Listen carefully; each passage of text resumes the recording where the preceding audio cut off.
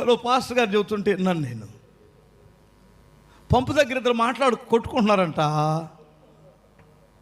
ఇక రకరకాలుగా పెద్ద పెద్దవి వస్తాయి కదా మన వాళ్ళకి. పాస్టర్ గారు సైకిల్ వేసుకొని వెళ్తుంటే తక్కువ గమనించింది. ఎవరో వీళ్ళు విశ్వాసే. అమ్మా నీకు స్తోత్రం అమ్మా, ఇక ఆపు అని. ఇప్పుడు దాకా పెద్ద పెద్ద మాటలు మాట్లాడింది, ఇప్పుడు కొత్త బూతు మాట్లాడుతుంది. ఏంటిది? ఇది ఎక్కడ ట్రైనింగ్ అయింది ఈ బూతు అనుకొని వెంటనే ఆమె కూడా ఎలక్ట్ అయిపోయి, నీకే స్తోత్రమే, మీ అమ్మకి స్తోత్రం అంటుందట. అమ్మాయి కాపమ్మా నీకు స్తోత్రం. పాస్టర్ గారికి ఏమర్థం కాక ఇది కొత్త కొత్త కొత్త గొడవలాగా ఉంది. నీకు స్తోత్రం అంటే అర్థమైంది ఇప్పుడు.